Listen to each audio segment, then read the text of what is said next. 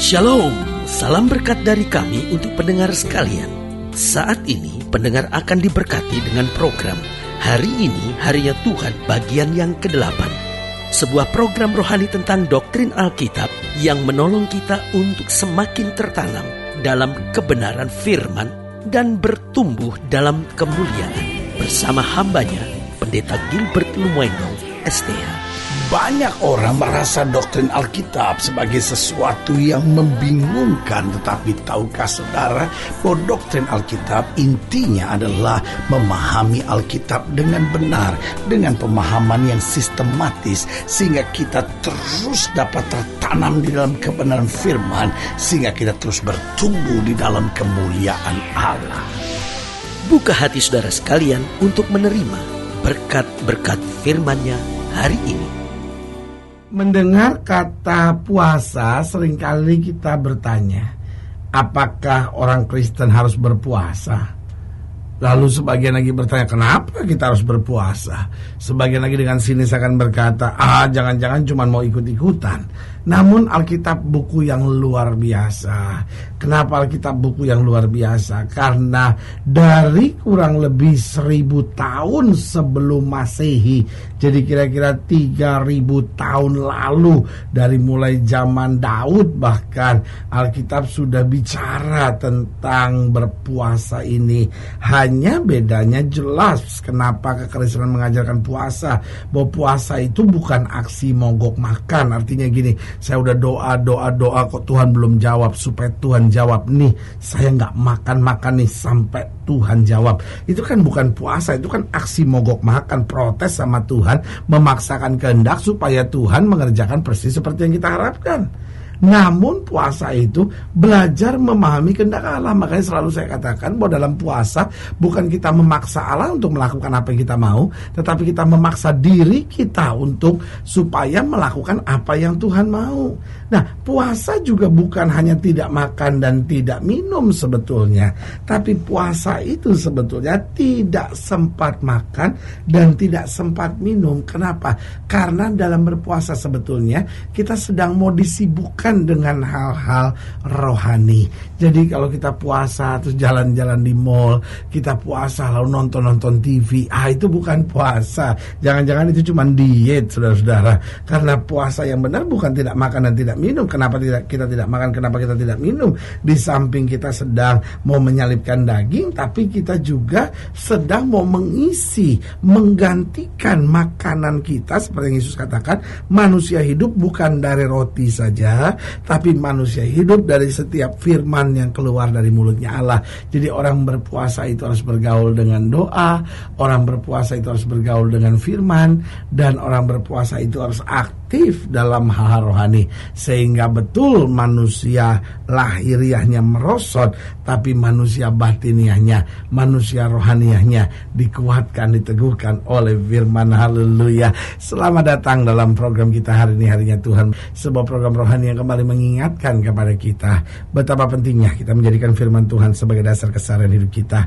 Karena selama kita menjadikan firman Tuhan sebagai dasar keseharian hidup kita, langkah-langkah ke depan kita penuh dengan kepastian, kemenangan, berkat, mujizat, dan perkara-perkara besar. Haleluya. Dan dalam program ini kita memang sedang membahas tentang puasa. Karena persoalannya banyak kali kita tidak lagi ditekankan tentang puasa. Kekristenan kita mulai menjadi kekristenan yang hanya belajar yang indah-indah saja, tetapi justru bicara tentang penyalipan daging, bicara tentang puasa, seringkali sudah tidak didengung-dengungkan lagi dalam gereja. Padahal ada saatnya Yesus berkata kepada murid-muridnya bahwa yang seperti ini hanya dapat diusir lewat doa dan puasa. Nah, saudaraku yang kasih dalam Tuhan, dalam pembahasan kita tentang berpuasa, kita mau sama-sama belajar dari Yesaya pasal 58. Yesaya pasal 58 ayat yang pertama sampai ayat yang ke-12. Yesaya 58 ayat pertama sampai ayat yang ke-12. Demikianlah firman Tuhan di bawah judul perikop kesalehan yang palsu dan yang sejati. Yesaya 58 ayat 1 sampai 12. Demikian firman Tuhan. Serukanlah kuat-kuat, janganlah tahan-tahan. Nyaringkanlah suaramu bagaikan sangkakala. Beritahukanlah kepada umatku pelanggaran mereka, dan kepada kaum keturunan Yakub dosa mereka. Memang setiap hari mereka mencari aku dan suka untuk mengenal segala jalanku, seperti bangsa yang melakukan yang benar dan yang tidak meninggalkan hukum Allahnya. Mereka menanyakan aku tentang hukum-hukum yang benar. Mereka suka mendekat menghadap Allah, tanyanya, mengapa kami berpuasa dan engkau tidak memperhatikan juga? Mengapa kami merendahkan diri dan engkau tidak mengindahkan juga? Sesungguhnya pada hari puasamu engkau masih tetap mengurus urusanmu dan kamu mendesak-desak semua buruhmu. Sesungguhnya kamu berpuasa sambil berbantah dan berkelahi serta memukul dengan tinju dengan tidak semena-mena. Dengan caramu berpuasa seperti sekarang ini, suaramu tidak akan didengar di tempat tinggi. Sungguh-sungguh inikah berpuasa yang kau kehendaki dan mengadakan hari merendahkan diri. Jika engkau menundukkan kepala seperti gelaga dan membentangkan kain karung dan abu sebagai lapik tidur, sungguh-sungguh itukah yang kau sebutkan berpuasa, mengadakan hari yang berkenan pada Tuhan? Bukan. Berpuasa yang kau kehendaki ialah supaya engkau membuka belenggu-belenggu kelaliman dan melepaskan tali-tali kuk, supaya engkau memerdekakan orang yang teraniaya dan mematahkan setiap kuk, supaya engkau memecah-mecahkan rotimu bagi orang yang lapar dan membawa ke rumahmu orang miskin yang tidak punya rumah. Dan apabila engkau melihat orang telanjang, supaya engkau memberi dia pakaian dan tidak menyembunyikan diri terhadap saudaramu sendiri. Pada waktu itulah terangmu akan merekas seperti fajar dan lukamu akan pulih dengan segera. Kebenaran menjadi barisan depanmu dan kemuliaan Tuhan barisan belakangmu. Pada waktu itulah engkau akan memanggil dan Tuhan akan menjawab. Engkau akan berteriak minta tolong dan ia akan berkata, ini aku. Apabila engkau tidak mengenakan kuk kepada sesamamu dan tidak lagi menunjuk-nunjuk orang dengan jari dan memfitnah. Apabila engkau menyerahkan kepada orang lapar apa yang kau inginkan sendiri dan memuaskan hati orang yang tertindas, maka terangmu akan terbit dalam gelap dan kegelapanmu akan seperti rembang tengah hari. Tuhan akan menuntun engkau senantiasa dan akan memuaskan hatimu di tanah yang kering dan akan membaharui kekuatanmu. Engkau akan seperti taman yang diairi dengan baik dan seperti mata air yang tidak pernah mengecewakan. Engkau akan membangun reruntuhan yang sudah berabad-abad dan akan memperbaiki dasar yang diletakkan oleh banyak keturunan. Engkau akan disebut yang memperbaiki tembok yang tembus, yang membetulkan jalan supaya tempat itu dapat dihuni.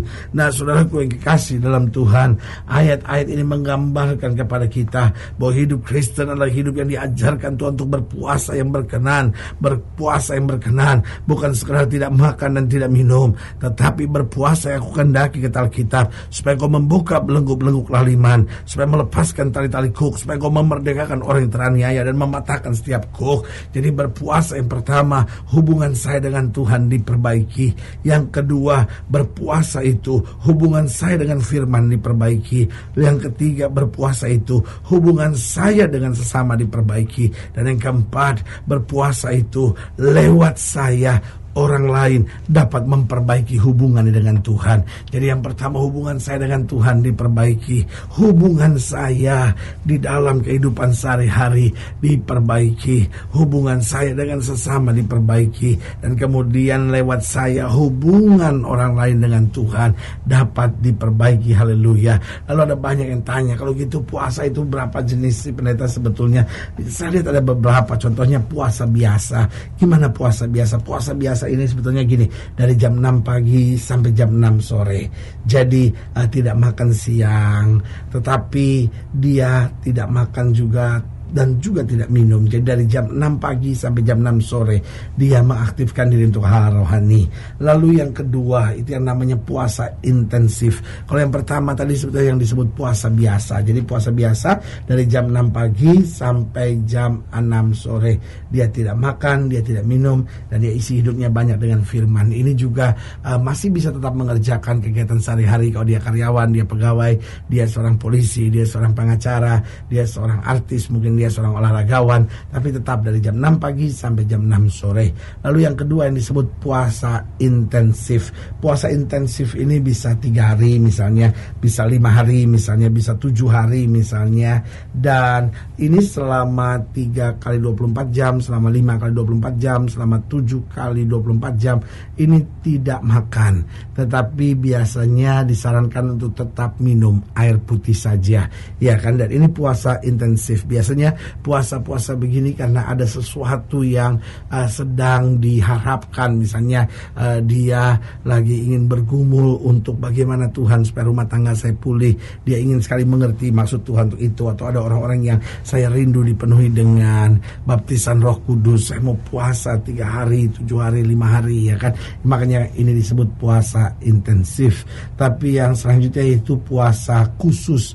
Jadi puasa biasanya ini untuk waktu yang lama, dan biasanya ini berhubungan dengan nazar. Dia bernazar sesuatu. Kalau anak saya sampai berhenti narkoba, kalau suami saya kembali ke gereja, saya bernazar pada Tuhan karena saya puasa. Puasanya seperti Daniel, puasa yang tidak makan sedap-sedapan, ya kan. Biasanya puasa khusus ini tidak makan daging. Tidak makan daging bukan karena dia bukan pemakan daging, dia mungkin terlalu suka daging, jadi dia korbankan sesuatu yang dia paling suka, ya kan. Atau sesuatu yang paling spesial. Ada orang yang mungkin senang sekali minum soda misalnya.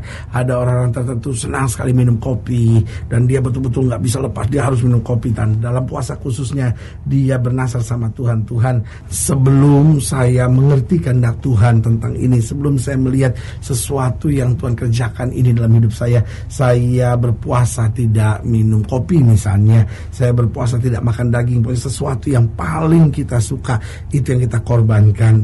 Yang keempat ini yaitu puasa mematikan perbuatan-perbuatan daging. Jadi puasa ini adalah puasa 40 hari, tidak makan tetapi tetap minum. Dan biasanya puasa 40 hari ini tidak lagi udah mengerjakan pekerjaan sehari-hari. Ini sudah ada di tempat khusus, di tempat retreat tertentu, atau mungkin ada di gunung misalnya. Nah, gunung di sini bukan berarti di gua, bukan, maksudnya di villa di gunung, berdoa sama Tuhan, ya kan. Pokoknya di satu tempat di mana memang dia mengkhususkan diri untuk mengalami perjumpaan dengan Tuhan. Dia doa, dia baca Alkitab, karena memang di saat seperti itu tubuh akan sangat lemah sekali, dan dia hanya dikuatkan dengan air putih, tetapi imannya akan terus dikuatkan. Dan ada banyak hal yang Tuhan nyatakan, dan di sini perbuatan-perbuatan daging dikikis sampai kita dapat berkata, sungguh Kristus mengambil alih kehidupan saya, sehingga hidup saya sekarang dipenuhi oleh kuasa Kristus. Haleluya. Dan saudara yang kasih dalam Tuhan, jika saya dilayani lebih jauh, hubungi kami melalui telepon, hubungi kami melalui surat, kunjungi website kami,